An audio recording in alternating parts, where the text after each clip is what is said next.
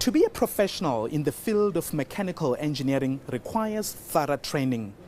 Without formal education, it's almost impossible to make it. But when we traveled to Thohoyandou in Limpopo, we met a remarkable motor expert. George Netshilindi didn't have a chance to receive formal education.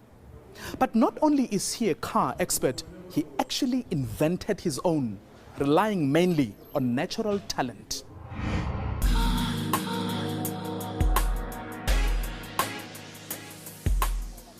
The elegant and the luxurious. A lifestyle exclusive only to the wealthy elite.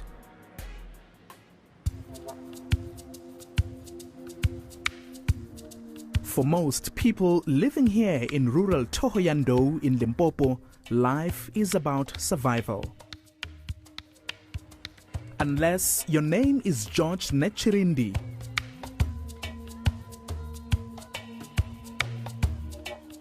an enterprising car mechanic from Venda. This type of business, to me, it's not I started with it now. It's a love of cars. From childhood, I love cars. It's this passion coupled with youthful exuberance that drove George to attempt creating his own invention. In the late 1980s, a young George began to build his luxury car. It took me about a year to design until when I said, no, man. Now it's time to put it on a reality. And when I think, no, Night Rider, it's something very strong, then I said, no, mine too must be strong. Without any formal training, relying mainly on talent and information from car magazines, he started putting his mechanical dream together. It was hard, I'll be honest with you. Because you start from the body, to the electronics, to the engine, to the gearbox aligning. It took 4 long years for George's car to finally hit the road.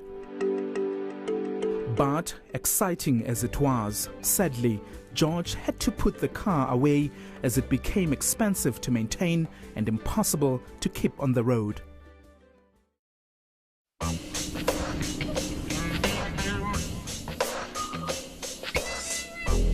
More than 20 years later, older, wiser, and now having some financial muscle, George revived his luxury car.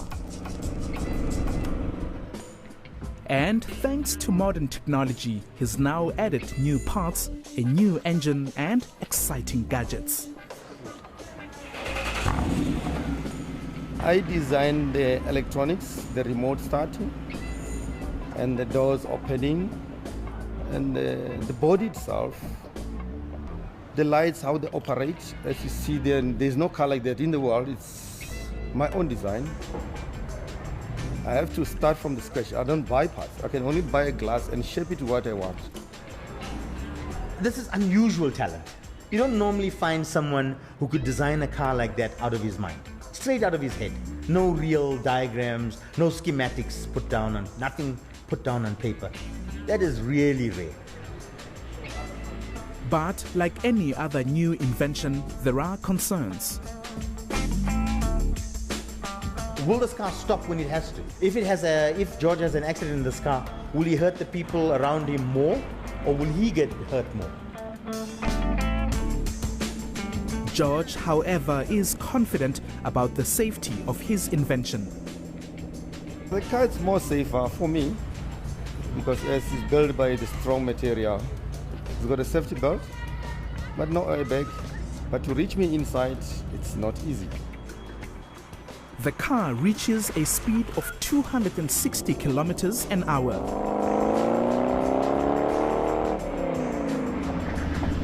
It's been registered and has passed all its roadworthy tests. George now drives his car wherever he chooses all over the country. It may have taken more than 2 decades to accomplish, but George refused to live with the regret of quitting his mission. I would like to see a big company, whichever big manufacturing company, look at this and say, you know what, we can use George. Let's see what we can do for George. Give him an education, set him on the right path, let him look at other aspects when designing a car. There you have it.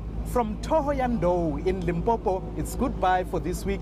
Join us again next time as we explore the lives of those who dare to dream. My name is Mpola Gaje. Cheers.